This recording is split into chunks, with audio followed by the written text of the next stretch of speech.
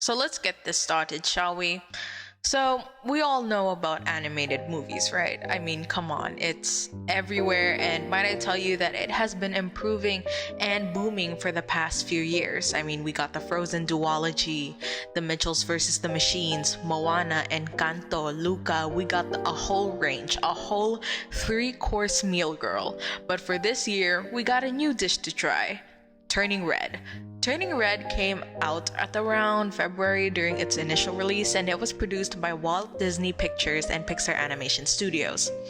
Turning Red had been on the rage lately for both good and bad reasons. The question is, why is everyone so conflicted with the movie? Why are there some conflicting opinions out there? Hello, my name is Denny, and I am a big dummy who spends too much time on the internet. And today, I am here to talk about Turning Red, the movie that shook old people to the core, and why it caused such a big and stupid fuss. If for some reason you don't know about Disney or Pixar, I will fill you in for just a little bit of it. Disney is this big mega corporation that produced a lot of the old iconic fairy tale princess movies such as Cinderella, Snow White, The Little Mermaid, and many more. It started with a small animation studio, but then it grew to this big company that we know today. They all handle animation movies, live actions, and all those fun shows you see on the Disney Channel, such as Shake It Up. I don't know, but now Pixar is a studio solely focused on computer animation, and it is like a subsidiary company of Disney, like it's a subcategory of Disney. And Pixar created many movies like the whole Toy Story tetralogy, Finding Nemo, Monsters Inc., and The Incredibles, the top 3 best movies, if you know what I mean. And Disney is a big powerhouse when it comes to the animation and entertainment industry as a whole, and it is huge. It's one of the big 5 major film studios, along with Warner Bros., Universal Studios, Paramount, and Columbia Pictures.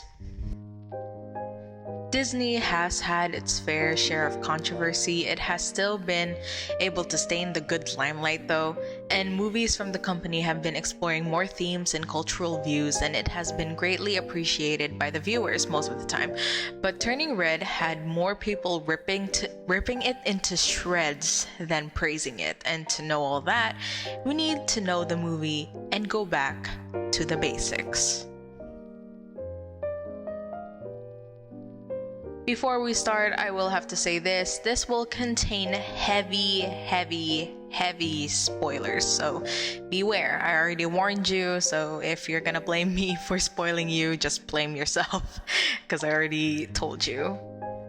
So, the basic premise of Turning Red is about this spunky, eccentric 13-year-old girl being torn between her mother's big expectations of her and the journey of going through puberty and, most known, menstruation. Not only that, but when she gets a little too emotional, she turns into this big, red, adorable, fluffy panda. Or in my case, Turning Red is about how an Asian daughter handles her mother passing on a generational burden to her in hopes that she grows and turns out better than her mother did, as well as fighting her own demons during the time of puberty. That is pretty much the whole gist of the movie. I don't know what else to say. Now, the characters in these movies, or in this movie, are just well written, and they are all unique in terms of looks and personality. And let's start with the big star of the movie, Little Miss Mei Lee. Now, Mei Lee is the aforementioned eccentric diva that is every little 13-year-old ever when they turn 13. I don't know where I was going with that, but anyways, she is the daughter of an Asian family, and she is Miss Little Goody Two Shoes, and she's the perfect daughter, or quote-unquote perfect daughter. She gets high scores in her card grade. She is always obeying her mother and helping out the family, has a close knit friendship with like-minded people. She is basically what every Asian parent wants to have instead of the weird loner child they have that doesn't socialize or go outside or do anything at all. She is basically the quote-unquote gifted kid in the household, and her parents are somewhat similar to that. Her mother is Ming Li, a protective woman who is holding her title up as the poster child of greatness, and she manages the little temple that they have in Toronto along with her husband and daughter. And she is basically a tiger mom, but in this case, the movie's case, she's the big panda mom. And Jin Lee is the father of Mei, and he's the one that's, you know, the one parent who's like chill and laid back and everyone adores them. Jin, as well as being a good father, is gorgeous while cooking. I mean, he is just quiet and adorable, you know what I mean? But enough with the Jin praises. He follows Ming and her ways more often than being the commanding one, which is nice. And Jin is pretty much a chill guy. And here Mei has 3 friends, and this includes Priya, the monotoned, deadpan, cool girl. And then we have Abby, the intense, bubbly, cute friend, and Miriam, the nerdy, geeky flannel kid. They're all close to each other, and they all have matching bracelets, which is absolutely adorable. And they're just a group of tweens having fun, which I adore. Not only that, I just wish I had that. But anyways, we also have Tyler, the enemy of Mei, because Tyler teases Mei a lot for being such a mommy's girl for some reason. I mean, he's just a pancit canton hair boy that no one likes. But anyway, that's besides the point. I just have my own hatred for those kinds of guys. But there are other important side characters as well, such as the material girl, aunts, as well as the grandmother, aka Grandma Wu. And then we have the grandpa that I don't know the name of, and the 4 town boys. I'm too lazy to emphasize their names of the 4 town boys, but you know who they are, probably, so it's fine. So, now that we know the characters, let us move on to the red points. Now, red points, depending on the movie I review, is where I talk about the highlights in the movie, or at least the scenes that stuck with me after watching the whole thing. So to start with this whole segment, we should go with the very first scene where every old person had some weird beef with, which was the period scene. Now, the scene was played out as when Mei had her first transformation into a panda, and she was panicking because she didn't know what to do. It was early in the morning, and girl, she freaked out. She was like, oh hell no. Her mother heard the commotion outside of her room and asked her if her red peony bloomed or something like that, to which Mei answers with a no, but yes. And then Mei runs into the bathroom to fix this transformation thing, and Ming tries to help her. So Mei hides behind the bathroom curtains, and her mom came busting in with a whole package filled with sanitary pads and period products. When I say she was loaded, girl. She walked in, guns fully loaded with sanitary products and no shame, which I live for. The reason I chose this scene to be the first one to unpack is that 1, I have been through this before with my mom, and 2, because periods are normal. Because back when I was younger, when I identified as a, female, or didn't know anything about like pronouns and shit, or gender, I had my period at home and I didn't even flinch. I just kind of like changed my underwear and moved on, to which my mom discovered the underwear and asked if it was mine. She was shocked that I didn't say anything, but she taught me how to use the sanitary pads and what periods are and all that. And it was something that I didn't have to be ashamed of, because it was normal for us to go through this, and to see the way the movie handled it so casually made me so happy. And you know, since periods are normal and every woman goes through it, it shouldn't be something taboo. It's good to see Disney opening up about these topics that some of the old hags would call inappropriate and gross, quote unquote. I know this because a bunch of parents have been rating this movie low on like movie rating sites on Google because of the scene, and to that I say, what? So instead of teaching your child that periods are normal and shouldn't be something we are grossed out by because it happens naturally. You just draw the line there. It confuses me, but pop off, I guess. I mean, go on, sis. I guess your old washed up head is still not working for you, so try to fix it and get into the new world, honey. It is 2022. We need progress. Change your old ways and don't be such a geezer, Karen. But besides that whole debacle, let us move on to another highlight in the movie, which is how May acts, or more specifically, how the movie portrayed how 13-year-old girls act. Some people said that when they watched the movie, May's attitude wasn't at all like how a 13-year-old kid would act. And I don't know about you, but I am pretty sure this movie can represent me and some of the other Gen Z kids I know.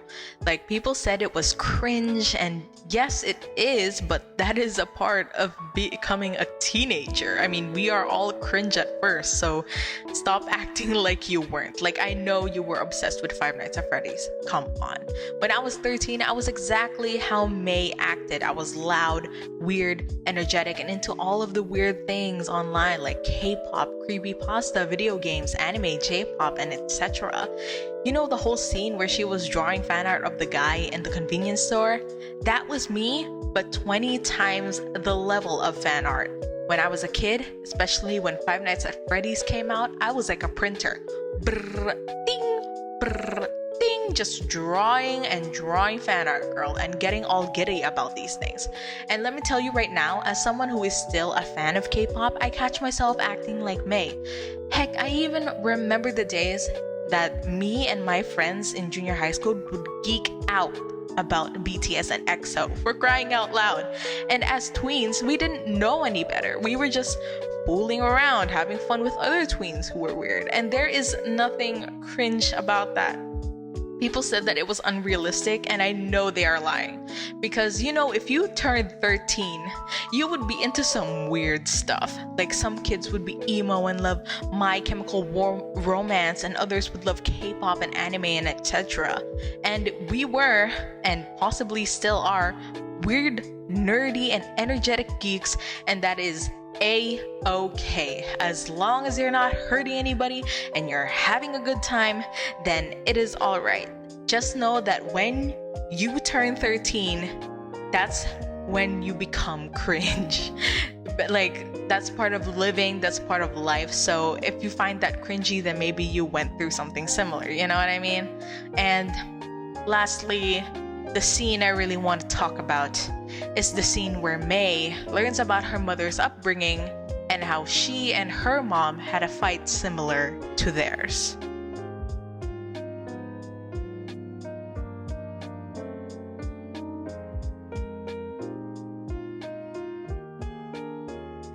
The scene played out with all the ants, or the material girl ants, and May and Ming going up in the sky to be transported to the heaven-like subspace where they meet the Fox Queen, or whatever the heck she is.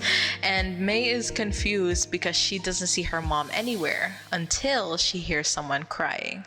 She follows that sound to see her mom in her younger teen form and asks her what's wrong.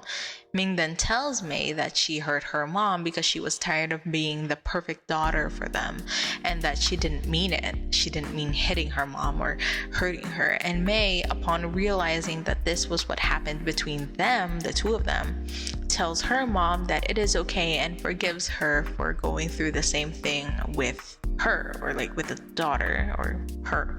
And they go to find the others, and when Ming finds Grandma Wu, or aka her mom, they hug each other, and Grandma Wu apologizes for giving her such a burden at a young age and how she acted with Ming, and they all accept each other's forgiveness. Now, this scene here really makes me feel for the characters, because I have been through a similar situation like this before, and I possibly still am going through it.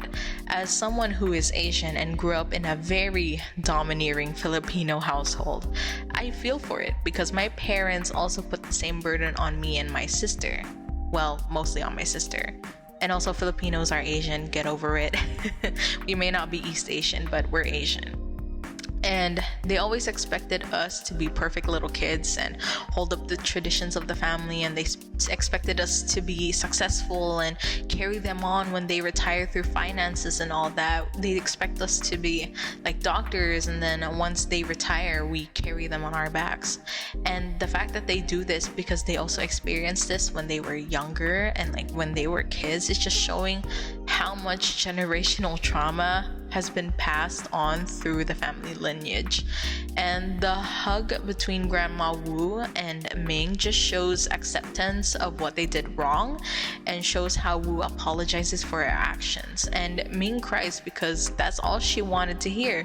She just wanted to hug her mom one last time in a sincere, heartfelt interaction. And I love that. This scene truly does warm my heart, and I applaud Pixar and Disney for tackling this subject because it is very near and dear to my heart.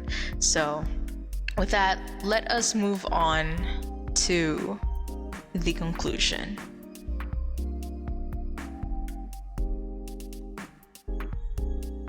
In conclusion, y'all, Turning Red is just a great movie. I love how Disney is diversifying. Is that even a word, diversifying? Its movies into different cultures and finally having some Asian representation from Disney after like years of not having a proper one on big screen. Like the last one we had was like Mulan, the live action, but we all know how that went down. And the animation is great, and I think this new style could go a long way. Like people didn't like the animation style, or that like the style at least, and I was like, what? It's cute. I love the animation. It is bright and bubbly, and the theme fits well with the plot of the movie. Excuse me. And the way that they tackled the subject was great, and it hit me hard in the feels. Like, not gonna lie, I did actually cry while watching this because I am an emotional person. But yeah, overall, I would give it an 8 out of 10. I definitely would recommend it to anyone who wants to go back in memory lane to when they were young and weird. When I watched the movie, I just remembered so many things I did when I was 13, and I was like, oh god, this is too much. Like, the movie was relatable. I think older Gen Z kids would appreciate this movie as well, but not saying the younger ones wouldn't appreciate it. I'm just saying that, you know, we'd appreciate this because it makes us go back to the early 2000s. And yeah, this movie is just definitely not one of the greatest, but definitely good. It's definitely good. I would rate it an 8 out of 10. Yeah, I would just 8 out of 10. Definitely recommend. Thank you so much for watching this video. It honestly took me like a week to finalize everything because, oh my god, like there's been so much going on. We had to go to school and do this senior high school week, which was like so fun. I got to meet all of my classmates because we never really met. Well, we met online, but we never really saw each other in person, so that was pretty fun. And yeah, because this is the only time I'll ever be able to make a video about a movie I like. So yeah, it's just this week has been insane in the membrane. And I hope you guys enjoyed this video as much as I did making it. And yeah, I hope you guys do well, stay in school. Probably, I don't know, study hard. Oh god, third term is starting for us and I really need to be focused. But yeah, thank you so much for watching, and I will see you guys later. Yeah, peace out.